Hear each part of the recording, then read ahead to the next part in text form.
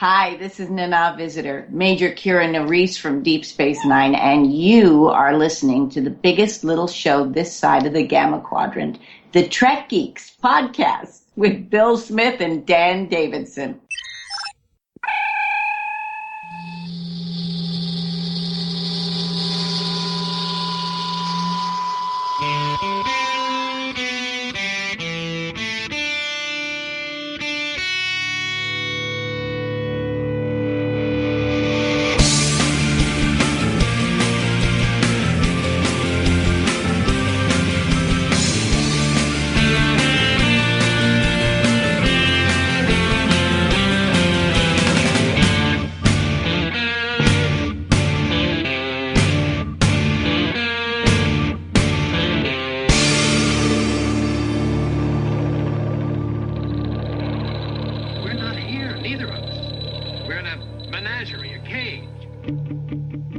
Coming to you from Podfleet Command Special Broadcast Outpost in the Bajor sector aboard Deep Space Nine.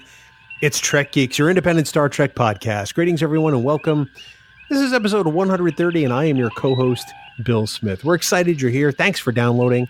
Thanks for spending a part of your week with us. It truly means the world to us. And by us, I mean we, and by we, I mean my wonderful co-host. He's been practicing his dance moves, doing the moonwalk and all kinds of other things. And I think in Star Trek Las Vegas, we're going to get a demonstration of his fleet feet. He is the one and only Dan Davidson. And Dan, Billie Jean, not your lover. Come on. What? Sorry. You got me. I can see it. You just started and I get carried away. Are we really broadcasting from Deep Space Nine tonight? We are. Can we go to the you wouldn't know it, would you? Can we go to the Klingon restaurant and then get a Jumja stick after? Jumja stick. Do you think the Jumja sticks are made of space whale? You beat me to it. That's exactly what I was going to say. Thank you for stealing my thunder. It is still good to be here, buddy. I got to say, this is episode 130 that we've been doing this together. I love it every single week. We always have a good time, and I'm looking forward to what we are going to talk about today.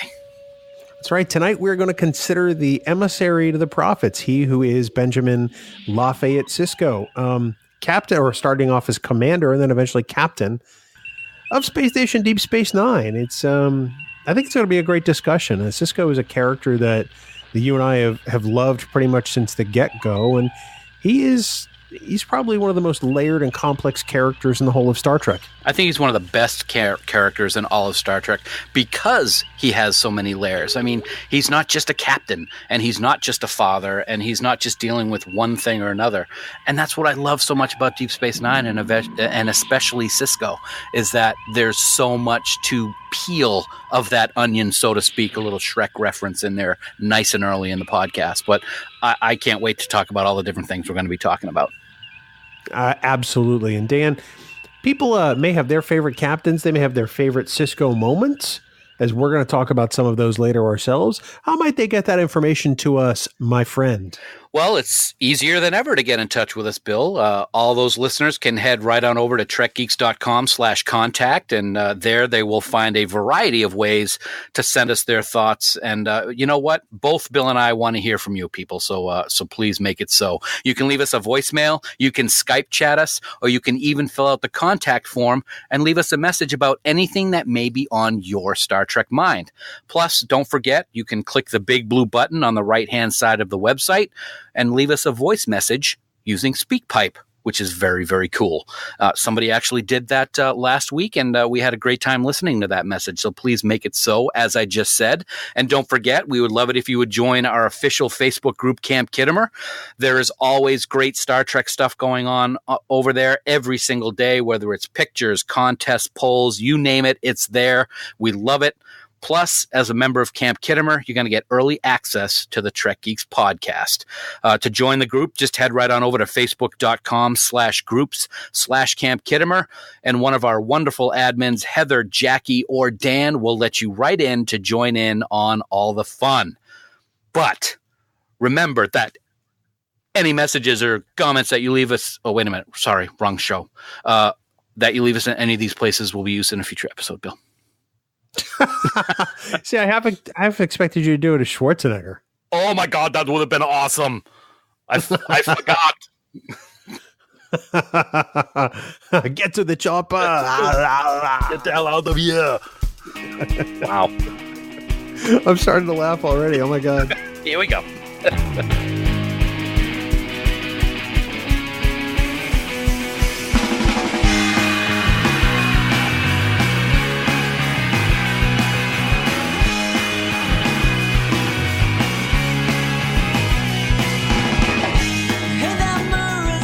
Dan, before we get to our regularly scheduled news segment, we have something very exciting that we want to announce to everybody listening to Trek Geeks. Our friends at FanSets have come up with perhaps one of the most unique and, quite frankly, the most awesome pins that you and I have seen yet.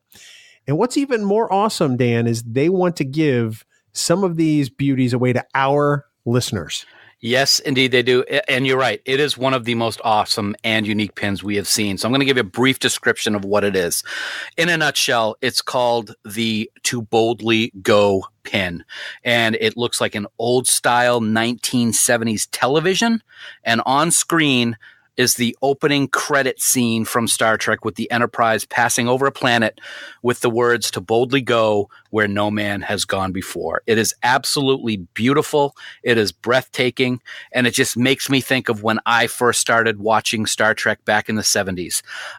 So what we want to do with this giveaway is we want you to tweet to us and tag Trek Geeks and FanSets and tell us your memory of the first time that you watched watched TOS, even if it was just recently, like this year or within the last month or two. Doesn't matter. Somebody starts TOS at some point. We want to hear about it.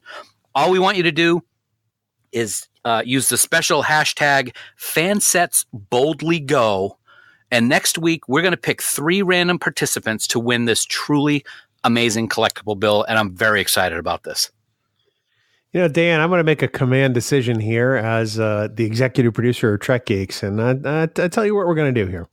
So FanSets, as you said, is giving away 3 of these pins. Is that right? That is correct. Awesome. Well, I tell you what, you and I are going to throw in an additional 2 of these pins. So we're going to give away 5 of these Boldly Go pins total to lucky listeners. So they can get a shot at winning this incredible pin. So get those tweets into us and FanSets. That's at Trek Geeks and at FanSets using the hashtag FanSetsBoldlyGo and get yourself in this drawing. So Dan, so what do you think? Let's give away some pins next week. I can think of 5 reasons why that is absolutely awesome. And we'll cite all 5 of those reasons next week and stop counting on your hands. 5. Yes. Excellent. 5. Well, of course, now you know what this means, Dan. Oh, what's that? It's time for the news from TrekNews.net. Dun, dun, dun, dun, dun. Spanning the Alpha Quadrant. Dun, dun, dun, dun, dun. For all the news on all the Star Treks, yo. Dun, dun, dun, dun. It's TrekNews.net. Dun, dun, dun, dun, dun, dun, get the hell out of here. Online at TrekNews.net. And somehow I went from Schwarzenegger to Swedish Chef. I'm not quite sure how that happened. I started off with the best of intentions, but I'm just not as good at this as you are. We don't have any fun on the show, do we? No, not at all. Dan, up first in news, the CEO of CBS apparently likes the results of Star Trek Discovery. Yeah, I think you could say he does. Les Moonves touted that season 1 of Discovery was, quote, a huge runaway success, end quote, during his quarterly investment conference call last week. And that's pretty big words from the CEO, Mr. Moonves. He also confirmed, as we actually announced last week on Discovering Trek, that season 2 of Star Trek Discovery is scheduled to begin filming in April. That is very good news because, as we pointed out just a little while ago, this is the first Sunday in a while that we have not had new Star Trek on, and I'm looking forward to season 2 already. As am I. The takeaway here for me is that huge runaway success translates to they made a lot of money, whether it's CBS All Access subscriptions or tie-in related products. But ultimately, for me, I think this means we're going to see more new Star Trek at some point. I don't think Discovery is going to be the last Star Trek on CBS All Access. I think that after it, we're going to see a long line of Star Trek series, and maybe, Dan, it will usher in a new, a second golden era of Star Trek. I can only hope so. I mean, we waited a long time from the original series, and then the movies came out, and then in the 80s we had TNG. And for the young people today, this Discovery could be their first Trek to start with. And I hope the same thing happens with them. That it's just, like you said, a long line of Trek way down the road for generations to enjoy, because I'll tell you what, we are enjoying Discovery to no end. It has been a phenomenal first season. Absolutely. So I'm excited to hear that was Moonvis's reaction, and here's to more Star Trek someday, including Discovery and beyond. So, Dan, we also have an update this week on the game Star Trek Adversaries that we told you about just a couple of weeks ago. Yeah, it's a fun game. I got to say, like you just said a couple of weeks ago, we mentioned that Star Trek Adversaries is now available for download on your Mac or on your PC. As I've been playing it and checking their Twitter feed constantly, I am just amazed at the amount of character cards that this game is actually coming up with. And I think content in a game like this is extremely important to keep players engaged, no pun intended, in the game. And every series is represented so well. And some of the cards that just made me go, wow, are ones like Esok, the Chalnian from TNG's Allegiance. He's got a card. Gillian Taylor from Star Trek 4 is in there. Captain Pike, the Gorn, Tilly from Discovery is already in Star Trek Adversaries. Garrick, Shelby, and Apollo from TOS, just to name a few. And they're adding new stuff all the time. So, fans of this kind of game will enjoy this new content as it's getting added. And Star Trek fans will just love the attention to detail that I have seen so far with Star Trek Adversaries. So, we wanted to just bring it up again to say it's something that you should check out. We think you'll enjoy it. So just head on over to puppetmastergames.com and download it to your PC and Mac. And as I mentioned a couple weeks ago, they will eventually have a handheld version. It's just to be determined when that's going to be. This is pretty exciting. I mean, you and I love products for fans by fans. I think that has become a very important distinction for you and me over the years. And I think that's one of the things I like about Adversaries, is that they understand the fandom, and they understand just, how deep this bench is for characters. Mm-hmm. And so I'm excited every time they release a new character that they've added to the game. I think it's exciting. I'm enjoying it. And ultimately I can't wait for more. I can't wait to see where they take this. So that's good news. It's always good news when new Star Trek games come out. Absolutely. Dan, Star Trek Las Vegas is fast approaching, and now you can get your mitts on some pretty cool Discovery posters, which, in my opinion, are prime candidates for getting autographs on. Hint, hint. Prime Universe? Yeah, sure. Whatever. Prime Directive? Yeah. Okay, good. Yes. Well, yeah, Bill, Bye Bye Robot has released a bunch of very nice, stylish Discovery posters. And as Bill just mentioned, I think they'd look even better with a bunch of autographs on them now that STLV is not too far away. So, anybody who's going to STLV or anybody who wants just cool posters, head on over to byebyerobot.com/star-trek to see this line of posters. They really, really are cool. And personally, I can just confirm to everyone how great these posters are.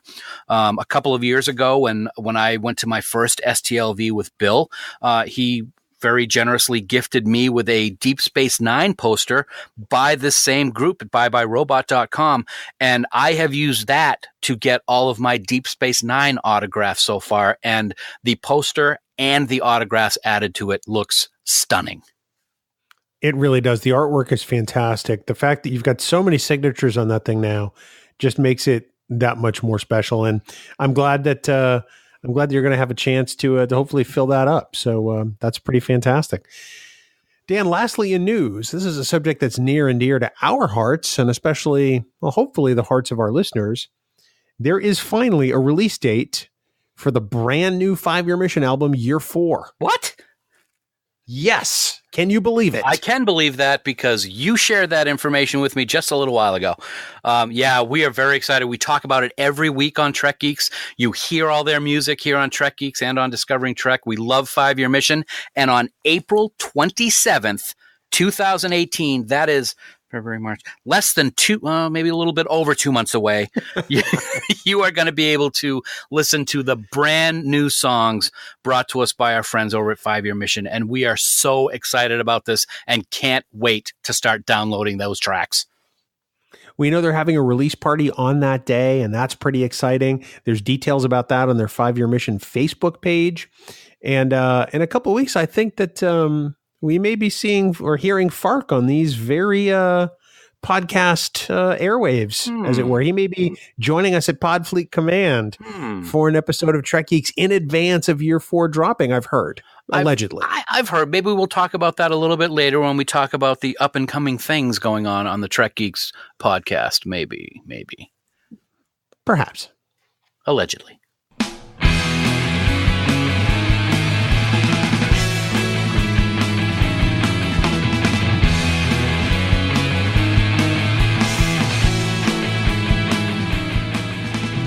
Well, this week we continue our celebration of the 25th anniversary of Star Trek Deep Space Nine. And honestly, what look back at Deep Space Nine would be complete without examining really the central figure of DS9, Dan, and that, of course, is Benjamin Lafayette Sisko. He who started off as the commander of that station and eventually got promoted to captain. And I don't think we understood at the time the series premiered exactly how very much Deep Space Nine is Sisko's journey. Oh, absolutely. Sisko's journey to a T. And we're going to get into this a little bit later. I'm just going to go off on a quick tangent because you just said it. It's one of the things that always irked me about the beginning of Deep Space Nine is that he was a commander and not a captain right away. I love how they made him a captain, and we'll get into that later on, but that's that part of the journey, which you just said. So good job, Bill.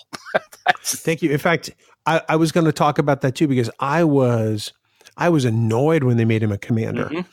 Because initially I thought I was going to be a captain. I think the rumor initially was captain, if I'm not mistaken. But then it premieres and all the press ahead of time says he's Commander Sisko. And honestly, at the time, I was like, are you serious? Yeah. They're gonna take a series that has the very first African-American lead in Star Trek, and they're going to not give him the same rank as Kirk and Picard. At the time, I was incensed. And I agree with you. And I think it's like, wow, what a slap in the face. Like you just said, first African-American to be the star of the Star Trek series, and they don't even have the balls enough to make him captain. That was very irritating. Even way back in the day when I was still young and didn't understand all the things about how society is supposed to be and all that. That was something that really, really troubled me. Like I said, they did a great job in correcting that and making him captain. And after he became captain, it was just like a whole nother show for me.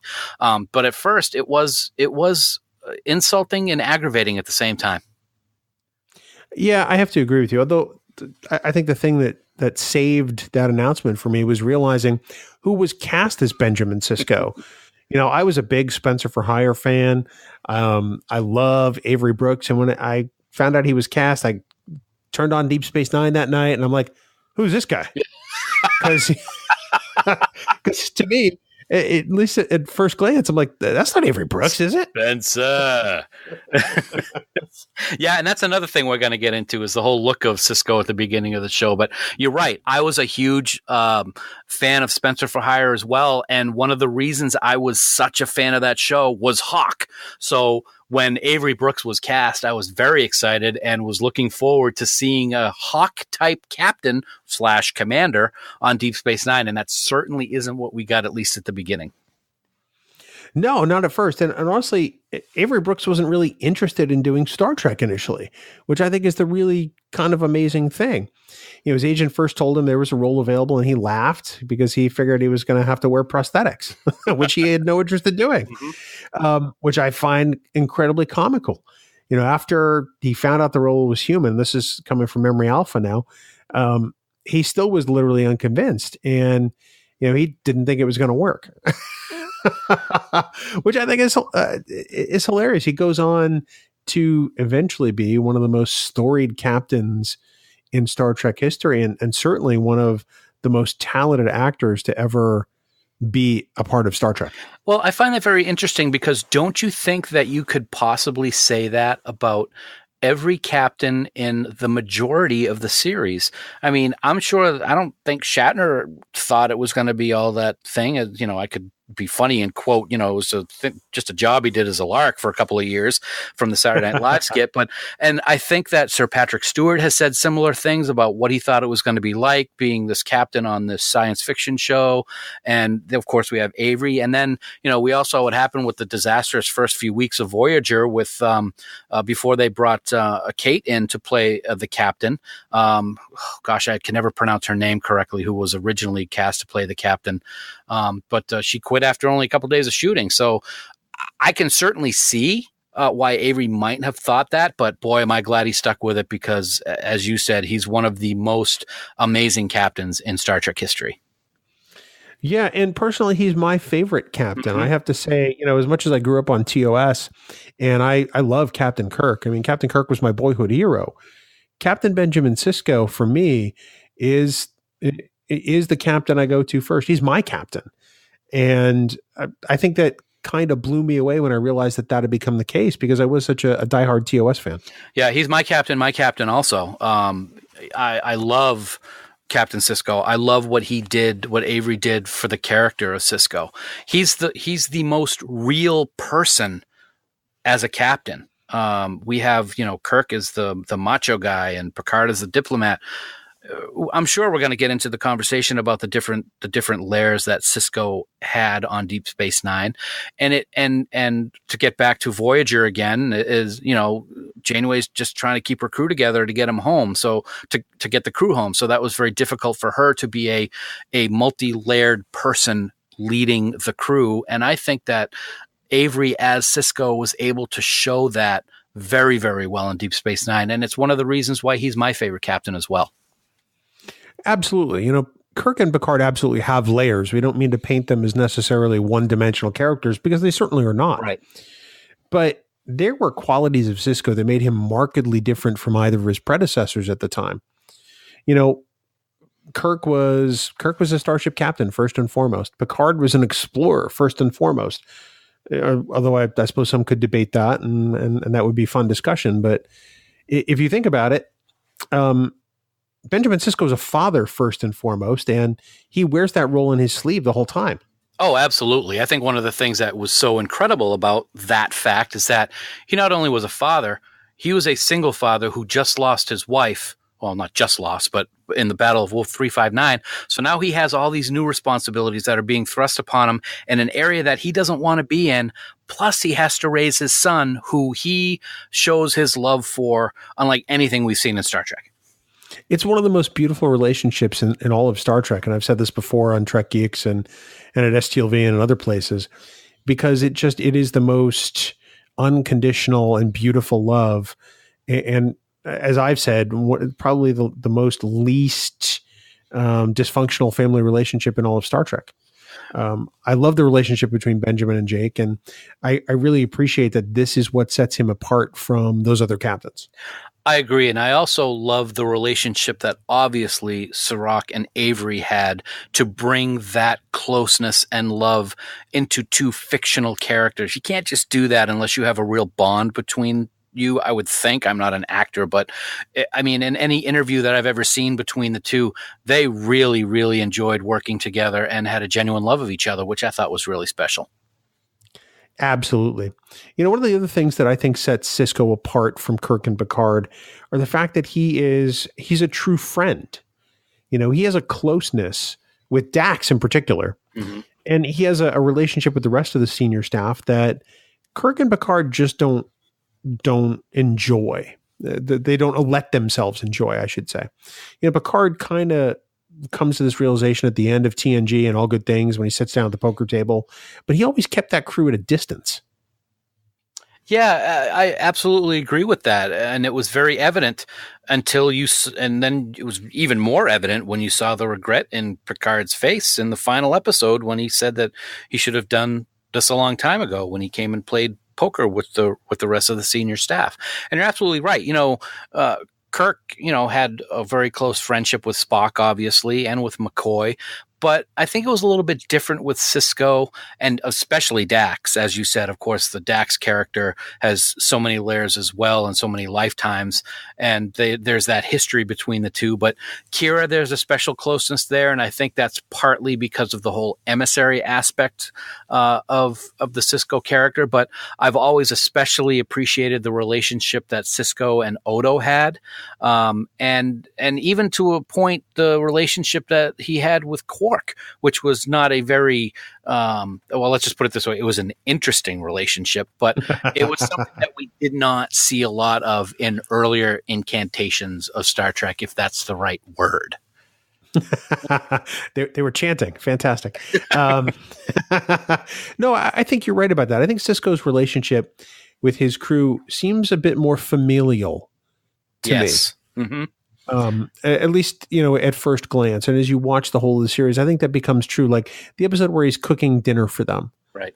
I think it's such a beautifully constructed scene, and it speaks to what Sisko holds dear.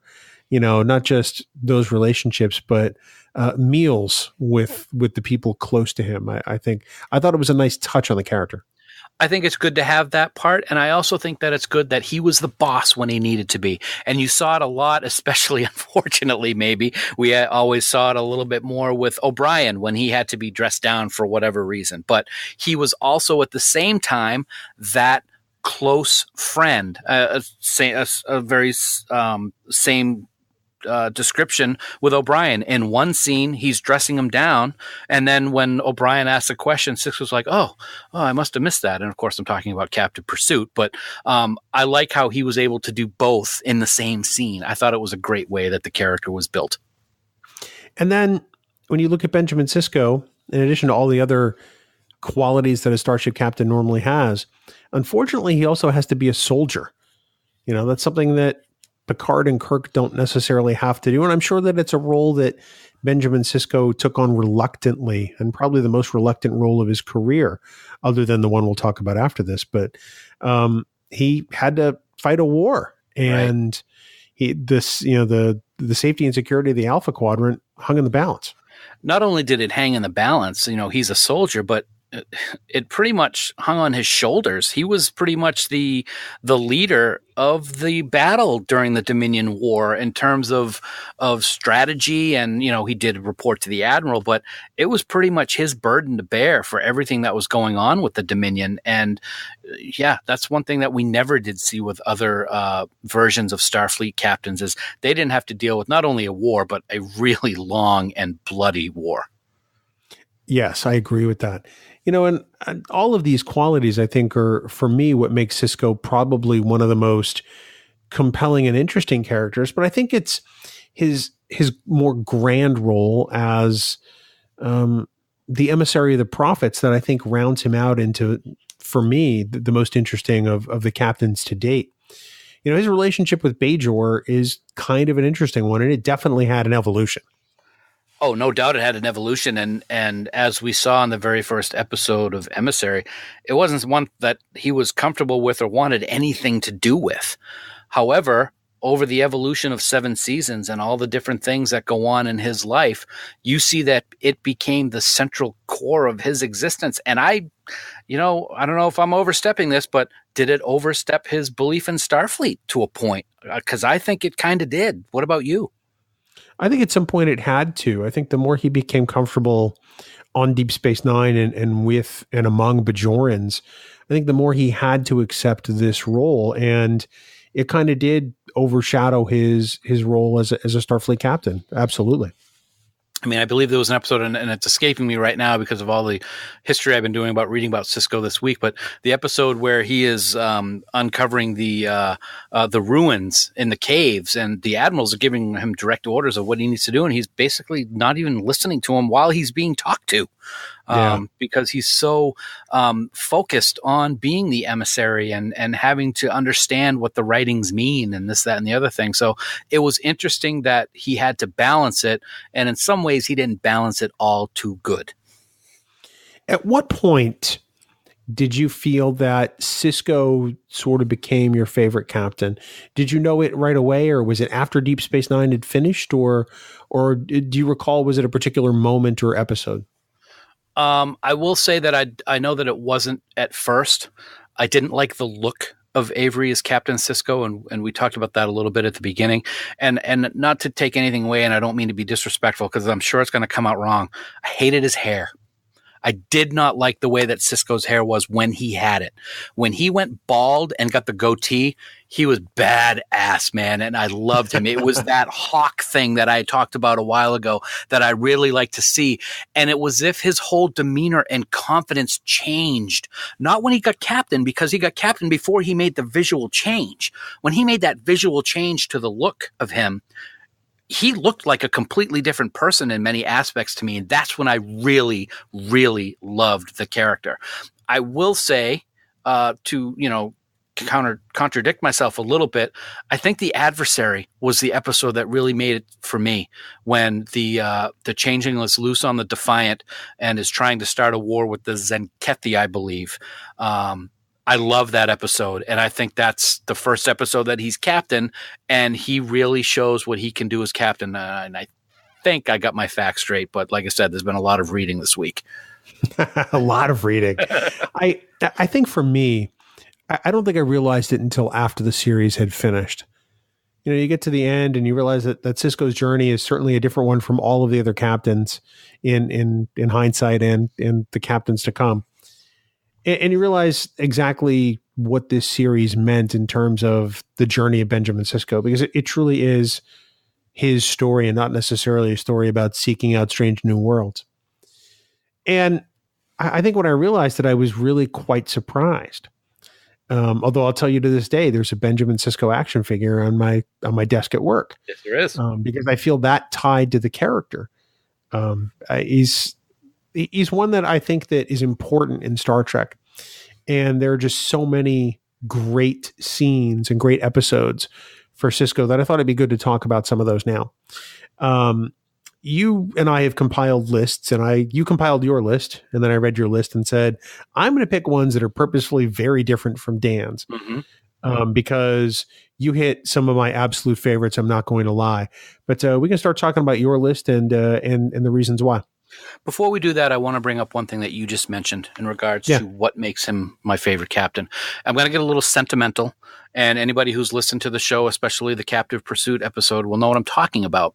Is one thing that always stood out to me is, wow, this guy is awesome. Sisko is my man. Is his girlfriend betrayed him and betrayed the Federation in doing what she did to help the Maquis, whether it was right or wrong. She was lying to him. She was keeping things from him, and she paid the price.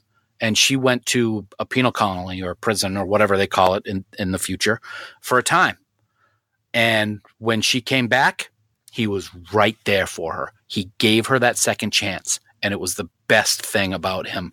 And as someone who has been given that second chance, that's just one of the things that I will always love about him. It was as if nothing had happened. Of course, things did, and they talked it through, but they got married. They fell in love, then got married, and they were going to have a baby. I just thought it was a great, great part of that character. I absolutely loved it. Yeah, I really liked that too. And then we got to the end of What You Leave Behind, and I was like, oh. Yeah. Mm-hmm. But the scenes, especially with Jake in particular, were just so touching that. But we'll talk about all that later. But so you have a list of episodes of why they're some of your favorite scenes or episodes or just favorite Sisko moments. And we'll talk about why, I'm sure, as we progress through it. But I don't know if your list is in order, but the one you have as the top bullet point is probably my favorite Sisko episode of all time. Yes, they are no particular order, but this is my favorite one as well. And it's probably like what I put in parentheses in my show notes is these are going to be a lot of what other people's pick. But it's obvious as to why when you hear the names. And the episode is In the Pale Moonlight. It is the ultimate Sisko episode, without a doubt, for me. There's no debate by far. It is so great to see the pain that he's going through with the decisions that he's making and making the decisions that he's making. And we've talked about this on Discovering Trek. What will someone do in a time of war to make sure that they win? And this is a perfect example of that, whether good or bad. As he says, he's an accessory to murder. He does things that he would never do in any other circumstance. And that is just a brilliantly written episode as to what Sisko is all about, in my mind. And Avery Brooks just kills it. I can't disagree with that in any sense of the word. I mean, Sisko is to mortgage everything he believes and make what is a disgusting choice, all to save the Alpha Quadrant and bring the Romulans into the war. One of my favorite performances by Avery. One of my favorite episodes is lots of Garrick influence. That's a great pick, man. Mm-hmm. No, it's very easy to pick something like that because it's just so Sisko. And the scary thing about that episode is at the end when he says, I can live with it. I can live with it. It's like, wow, you're like you said, you're mortgaging everything you believe in to save the Alpha Quadrant. What does that make you as a person, and how does that make you feel knowing it goes against just about everything that you have believed in your entire life? It's just a great, great episode. It's the most un-Starfleet of choices, but it's not unlike, without giving any spoilers away, what occurs in Star Trek Discovery to some extent. So yeah, absolutely. You've got the rest of a killer list going right there, so I'll let you keep going. Yeah, my next one is one that, I say that In the Pale Moonlight is far and away the best, but this one's really, really good too, and it's Far Beyond the Stars. Just a great Sisko episode with Benny Russell and what's going on with that. Not only is it just a brilliant episode, but it's a brilliant portrayal of Sisko / Benny and all of the different things that this episode brings to light with racism back in the day and what is really going on with the prophets and being Emissary. And it's a brilliant Sisko episode, and it's directed by Avery Brooks as well, which is just another feather in his cap as to the great work that he's done in Star Trek. And it's right up there with one of my all-time favorites. Yes, it's definitely one of Star Trek's finest hours. To be sure, one of Avery Brooks' finest moments. I absolutely agree with you 100%. Your next pick was one. Oh, it's real. Your next pick is one that surprised me a little. Well, I like this one because it really shows how, what's the best way to do it? He's willing to help the enemy here. And I'm talking about Rocks and Shoals. I love this episode where they get stranded on the planet with the Jem'Hadar, and the Vorta knows that they are going to lose if they try to attack the crew, the Federation crew, but he orders them to do it anyway. And Sisko does whatever he can to try to get the Jem'Hadar to not attack so that they can work something out. And of course, the Jem'Hadar are going to follow their orders no matter what. But it shows that a kind of an opposite of what we see in the Pale Moonlight. And what we've seen in Discovering Trek, and I don't want to give spoilers away, they'll do what it takes to try to help, no matter what. And this is a great example of Sisko as a human being will do what he can to try to save the situation, even when it's all for naught. And I just love that about the Sisko character. It's interesting, and it's a great contrast to one of my picks, which I'll give you now because it bounces off it so well, and that's the ship. I love the ship as an episode because it puts Sisko and the rest of the crew in a horrible position to have to try to get off that planet alive. And again, they're dealing with the Jem'Hadar, they're dealing with a Vorta, and they don't understand exactly what the problem is until you get the twist later on. But in this episode too, he takes things as far as he can go and then takes them a little farther. He tries to negotiate with the Dominion, then he tries to outmaneuver the Dominion, then he tries to outfight the Dominion. And then it becomes a series of decisions. And I think that these two episodes are, while they contrast, I think they're great together. I think they're great together too, and I think the ship is one of the best yelling Sisko moments we see in Deep Space Nine, and there are a few of them. That's very true. I might have another one on my list. Okay, I like it. The other one that I have is kind of a humorous one, but at the same time, it just is why I love Avery Brooks as Sisko so much. And that is when he plays Hippocrates Noah in Our Man Bashir. That's the one, as everybody I'm sure can remember, when the crew has to get their transporter patterns have to get set into the holodeck because there was an explosion on the runabout. And he is the bad guy in the James Bond style movie that Bashir is playing out in the holodeck. And he is able to play a 60s villain so perfectly with his inflections and his movements and his wardrobe. I love, and I got to tell you, to me, it looks like Avery just loved playing that part so much. It's not really a Sisko part, but it's just one of my favorites with the guy who played Sisko. And that's why it's on my list. I love Hippocrates Noah. He's great. It's just fun, and he gets to chew scenery as like a Bond villain. Yes. And it's so much fun. That is a great episode. I'm glad you picked that one. I picked episodes that were markedly different. Simply because you picked some ones that are their go-to choices for any Deep Space Nine fan. Mm-hmm. I picked one or two that might be, and I picked some that just weren't. Leading the top of my list has to be The Visitor. After we talk about your episodes, I mean, The Visitor for me is Star Trek's finest hour, hands down. I think it's better than Sitting on the Edge of Forever. Mm-hmm. I think it's better than The Inner Light, personally. But it's my favorite for what it means for Benjamin and not necessarily what it means for Jake. The story is about Jake's journey to get his father back, but it's the last couple of minutes of this episode that really just sort of hit it home. Because at the end, the reset button happens. Things are back the way they were, and Jake doesn't remember a single thing. Right. But damn it, Benjamin does. Right. And he just pulls Jake so tight and hugs him at the end of the episode. And I tell you what, it makes tears flow every single time. And it is one of the greatest illustrations of the love between those two characters. It is. It is the definition of what those two characters' love for each other is. The Visitor is just so great. I love that one so much. And you're right. It's the episode focuses on Jake going through time, losing his dad and trying to figure out how to get him back. But for me, especially, is when Ben realizes what old Jake is about to do, and he doesn't want him to do it. That's the moment for me. And God, Tony Todd is just so great in this episode. And the two of them, Tony Todd as old Jake and Avery Brooks as stuck in time Sisko. Oh my God, they are just so great together. They feed off of each other. And oh God, I wish I could have been on set for when that episode was filmed, because that would have been just the ultimate experience for me. But you're right. I never realized it until we talked about it on Trek Geeks a while back. I never really understood that Ben remembers it all. And that's really something that is going to be incredible to see what his son went through all those years, and that he was willing to die to get his father back. That was wow. And he carries it with him.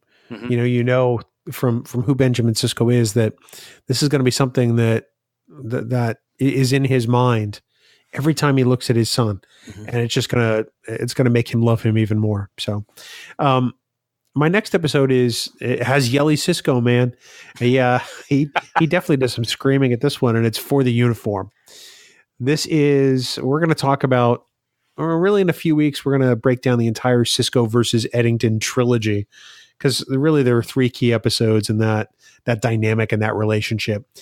But the one that's my favorite is the middle act, and it's For the Uniform, because Sisko's obsession gets the best of him, and it is some of his finest screaming.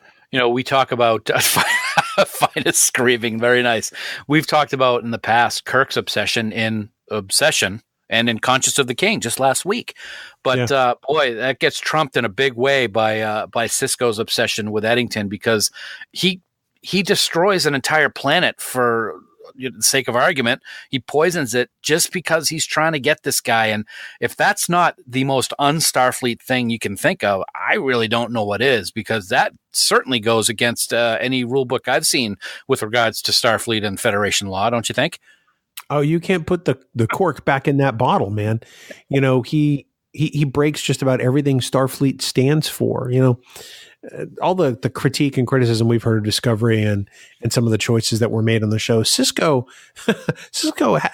is an accomplice to murder, and he poisons a planet. He changes the entire development of that world just to get a traitor. And yeah, and I love Les Miserables, right? Mm-hmm. I mean, it's such a wonderful Broadway musical. The book is a bit chewy. It takes a lot to get through, but this really is, Victor Hugo in space for all intents and purposes. And it's played so well by both Avery and by Ken Mitchell. Or no, not Ken Mitchell. Cole for life, yo.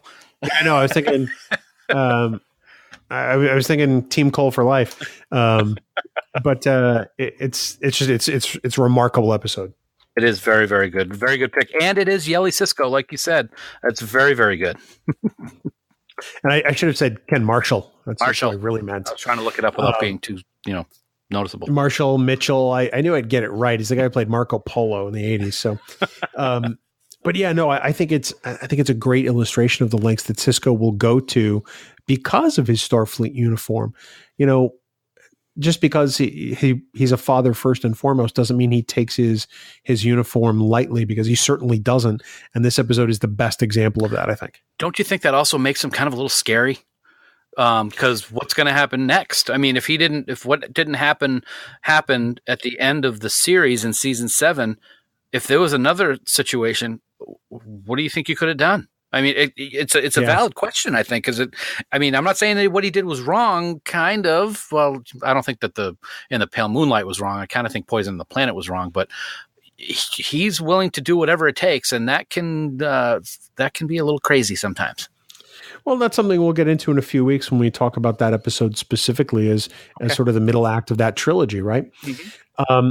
But continuing on in my list, I have the 2-parter with Homefront and Paradise Lost, because I think it's a great example of the traps we fall into at home. And Sisko's put in a horrible position because he's got to betray the admiral whose confidence he has and who made him the head of Starfleet security, at least for the time being, only to find out at the end that he's not the admiral at all. But it's a great treatise on the homeland and some of the things that, especially the scenes he goes through with his father and Jake, really kind of help propel that drama along. I think it's some great character study of the Sisko family and Benjamin's role as a Starfleet officer and how that hasn't always set well with his father. That's never been my most favorite of episodes or 2-parters of Deep Space Nine, but I got to tell you, that scene where his father refuses to take the blood screen is really powerful, because it tells you how, again, here we go again, it tells you how obsessed Ben could possibly be with things, and you're going to take this blood test. You could be a founder, and that whole back and forth between the two, between Joseph and Ben, is really powerful. Probably the most powerful for me in that 2-parter.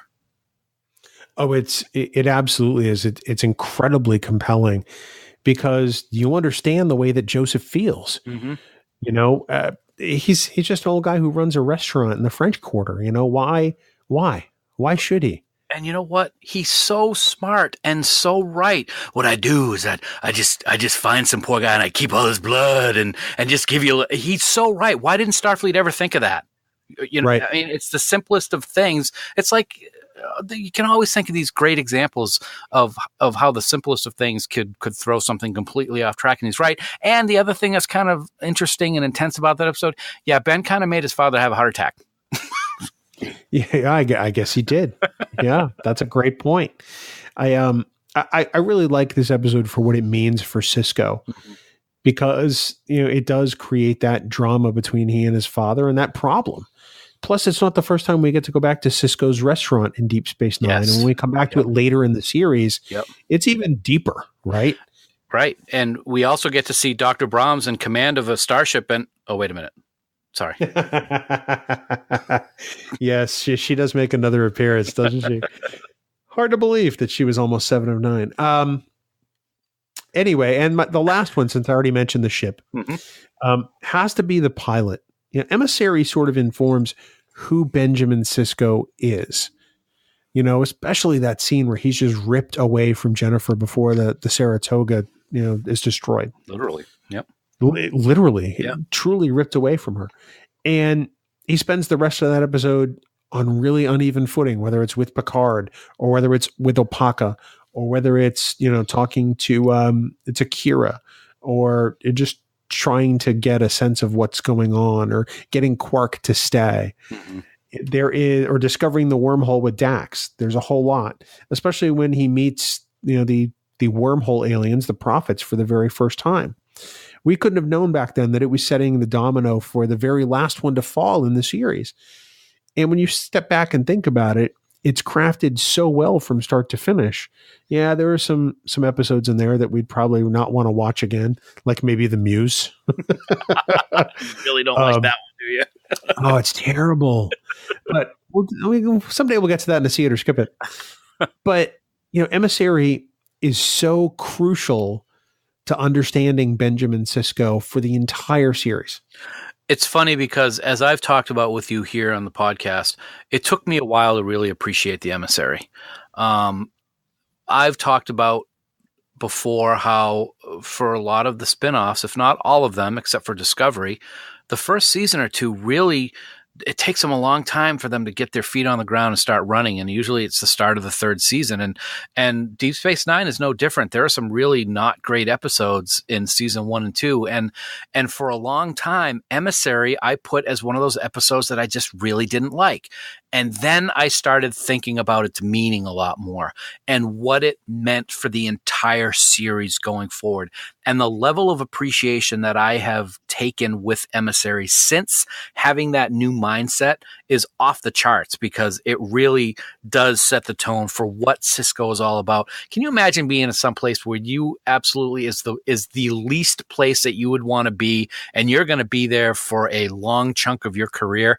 It's got to not be something that can be a very good feeling. And that's what he's feeling before he goes and talks to Picard. And it just kind of spirals a little bit. And then things start changing. And it's really well done. When you sit and watch it and really think about the rest of the series, it's got a whole new level of meaning for me. Well, not only does he not want to be there, but he doesn't want to be there raising a son. He doesn't want to be there bringing this spiritual, God-fearing people into the Federation, this religious planet. It's a series of strikes, strike 1, strike 2, strike 3. It's not Utopia Planitia. He doesn't even know if he wants to be in Starfleet anymore. Right. And luckily he has the experience he has. I think it's great that he meets Opaka. I think that's really the first thing in helping him realize what his path is supposed to be, even if he doesn't really realize it then. And then, of course, his experience in the wormhole the first time when he and Dax discover it, quote unquote. It definitely shows that it reawakens the explorer in him for all the other things that he is. He's a Starfleet officer. He wants to explore the galaxy, and this provides a really great method by which he might be able to accomplish that. Plus, there's that own discovery that he's on himself, in figuring out who Benjamin Sisko is now that he's a single father. And I think one of the things that adds to that and adds to the love of Sisko that I have is, in addition to Sisko as the father, it's when he starts to accept the fact that he is the emissary of the prophets and what that means, and he embraces it and starts really believing it. That's another level of Sisko that I just loved to watch as the series progressed. One of the great joys of my life was getting to meet Avery Brooks at Star Trek Las Vegas a handful of years ago. The last time at DS9 20, which was 5 years ago. And then a couple of years before that, the last convention at the Hilton. And I only wish I had brought a baseball with me to sign like other people were doing, because I think that would have been fantastic. But he did sign a photo for me, and he was every bit as engaging and warm as you might expect. He laughed. He's just got such an animated laugh. He laughs with his whole body. But he was just such a joy to just spend a few moments talking to. It's really one of the highlights I'll never forget. It's one thing, he hasn't been to conventions in a long time. Who knows if he's going to be? It's one of the things that is on my bucket list, to be honest, is to be able to meet him and shake his hand and thank him. I love Avery Brooks so much. We say it, it's funny. It's kind of blasé to say it, but we've said it about so many things. Nobody else could have played Sisko like him. And no. and that's not just saying it to say it. It really, I don't think that we could have gotten the love and appreciation for this character if it was by another actor. He just is Sisko, and I am just so grateful for what we got from him for 7 seasons. So say we all. That's a fantastic way to wrap up our look at Benjamin Sisko and some of our favorite moments and the things we truly appreciate about the character. You have any closing thoughts on Sisko before we move on? For those of you who want to see what happens with Sisko after the final episode of Deep Space Nine. Now, I know that we hate the word. We've talked about it, but it's not official canon. But there are some great Deep Space Nine novels with regards to a lot of the characters that we're familiar with. I don't want to give anything away other than saying that we do see Benjamin Sisko again. They're great reads, and I would recommend them to anybody. Fantastic. And with that, we move on, Dan. In fact, we move on to one of my favorite portions of the show, and that is, of course, thanking the band 5 Year Mission, our dear friends, for all the music they provide here to the Trek Geeks podcast. They've got so many great albums. And of course, as we announced earlier in this episode, year 4 is coming in just a couple of months. The release date is out. So you want to get yourself on over to 5yearmission.net, download all their stuff, get ready for year 4 because it is imminent, Dan. I love it. I can't wait. April 27th. It's just around the corner, and I'll be clicking on that download purchase link, whatever it is, on 5 Year Mission's website that very day. But what's interesting, Bill, is I got to say, as we celebrate this 25th anniversary of Deep Space Nine, we have to give just a huge shout out to one of the very best episodes in season 1. Dan, I'm sorry to interrupt you, but we have a priority transmission coming in from Podfleet Command. Stand by. I'm routing the transmission to audio now. Hey, Bill and Dan, Fark here. With a great season of Star Trek Discovery wrapping up, I figured I'd start my own Star Trek rewatch. So I was watching this original series episode the other day, and it's about these 2 people that were on a desolate planet doing research, and the Enterprise comes to visit. But it turns out that one of them could only survive by hearing the sound of his own voice. So in order to do that, he had to dupe another podcaster into seeing him as a fellow podcaster. And of course, that episode I'm referring to is the great classic, The Dan Trap. Yeah? Get it? I think I did pretty good there for my first try on a Danism. So keep up the good work, fellas. I'll be listening in, making sure those Farkisms are still horrible. Take care, kids. Wow, that was a transmission from Admiral Fark all the way from Podfleet Command, Dan. That's great stuff. What a great episode. I got to watch that. So let me get this straight. My Farkism was superseded by a Danism from Fark himself. Oh, you're damn right. All right. Well, this week's Farkism will be heard next week because I can't top that, I'm sure. No, it was. Fark, thanks so much for the Danism. Hey, feel free to send those whenever you want, buddy. Because I know the executive producer of the show, and he loves that kind of thing. But again, 5yearmission.net. We thank Fark and everybody in the band for always being great supporters of us, and we're proud to support them as well. Dan, next week, we're going to talk a little Discovery as we beam in a special episode straight from Discovering Trek, a Star Trek Discovery companion. Absolutely, my good friend. As Discovery has completed its inaugural season on CBS All Access, we're going to have a special season 1 wrap-up episode over on Discovering Trek with the amazing Mr. Ken Ray from Mission Log and the Roddenberry Podcast Network. And we're going to bring that very discussion here over to Trek Geeks. But be warned, abandon all hope of no spoilers for ye who listen here, because next week there will be spoilers on what happens in Discovery during the season. So please keep that in mind before you start listening. Also, Bill, I want to say, you mentioned at the beginning of the episode, in 2 weeks' time, we are going to have that very same Admiral Fark on this here podcast for a special See It or Skip It for Season 2 of Deep Space Nine. So that is coming up in the next couple of weeks on Trek Geeks, your independent Star Trek podcast. Can you say that as Schwarzenegger? Your independent Star Trek podcast. Dan, of course, for more great Star Trek discussion, we want everyone to head on over to the Tricorder Transmissions online at the tricordertransmissions.com. Shore Leave just dropped a new episode. Disco Trek's dropped a brand new episode. Polititreks, Trek Ranks, Reading Trek, Drawing Trek. They're all, Dan, all the Treks. All of them. We want everyone. I know, everyone. Please check out our friends at Tricorder Transmissions. I'm stuttering now. That's how awesome it is. Check out our friends at the Tricorder Transmissions. They guarantee to have content that every Star Trek fan is going to love. And of course, for all the news on all the Star Treks, please check out our dear friends at TrekNews.net. For now, this has been episode 130 of the Trek Geeks podcast. We do hope you all live long and prosper. Garrick was right about one thing. A guilty conscience is a small price to pay for the safety of the coconuts. So I will learn to live with it. Because I can live with it. I can live with it, Bill. Computer, erase that entire personal log. Wish I could erase your face. Whoa, whoa, whoa!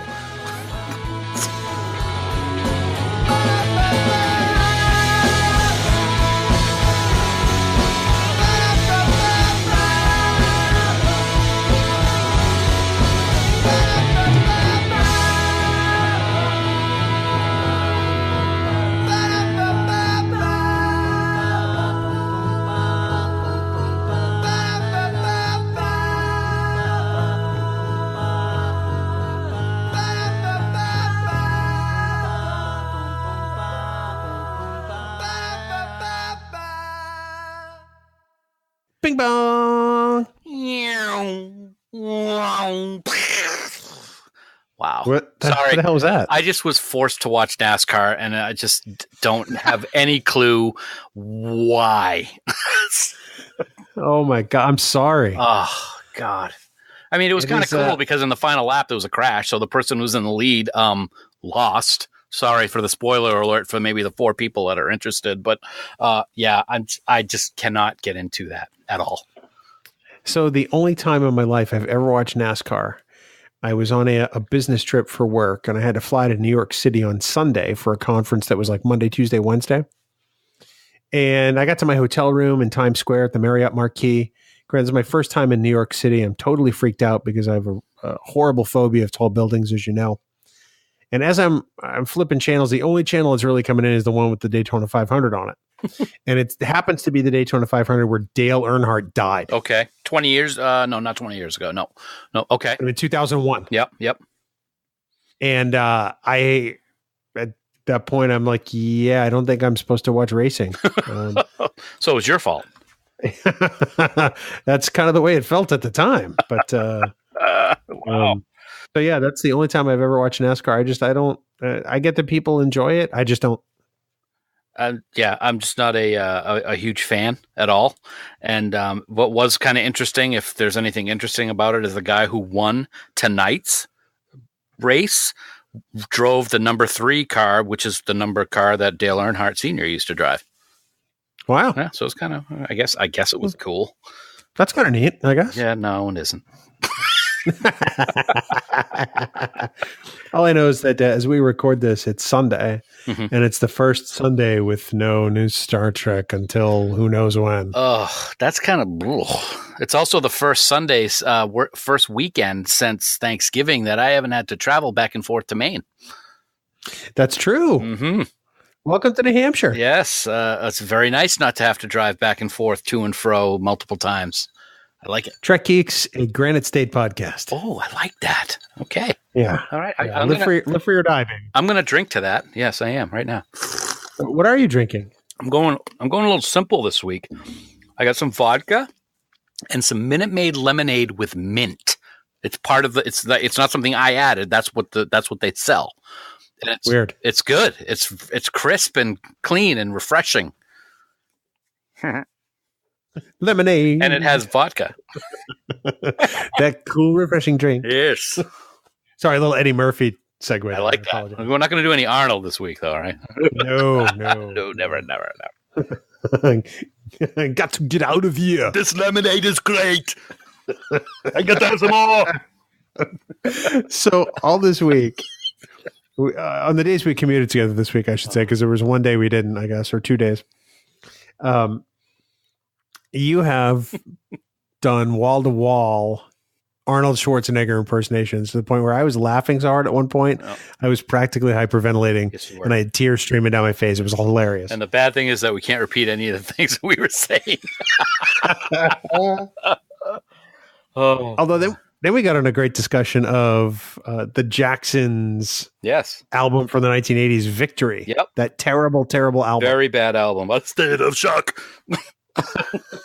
Oh my God, that song. I had that in my head for like 2 days. So one of the releases off the album was a duet between Mick Jagger and essentially Michael Jackson called State of Shock. And it is so, oh my God, so terrible. Not as bad as Torture, because that's exactly what Torture is. And let me tell you about Torture. Let's back up a little bit. We actually listened to Torture in the car just to get an idea of how bad it was. And in that video, it's the Jacksons. So you got Marlon and Tito and Jermaine and all of that. I don't even know all of the name. Randy and whenever they showed Michael, which was only twice in the entire video, it was a wax figure. It wasn't even him. Wow, I don't think I knew that. Yeah, I just realized that this weekend. I was checking out. I'm like, that's not even a real person. That's really quite sad. The thing I learned about you this week, though, in the car is that not only did you cement your status as probably one of the biggest Michael Jackson fans I know, but you know all the dance moves from the video. Well, luckily in this video, there are no dance moves. Well, but I mean, you're dancing in the car as you're driving, obviously, as best you can. But so this begs a question: in your Michael Jackson fandom, and God, I wish we had a podcast on this. How many times did you practice those dance moves to the video? I don't know, but I knew them all like I know episodes of Star Trek. I knew every single move. Yep. As a matter of fact, if Thriller is ever or Beat It's ever on the radio, I'm doing the whole thing in my head. And I'm like, my head will be bobbing in the direction it's supposed to go in. Oh, yeah, absolutely. Oh, I know them all. Yep. Oh, my God. Oh, yeah. Mm-hmm. So, can you do the whole Smooth Criminal lean? Yeah, no. I could try to, but then I would be on my face. Not anymore.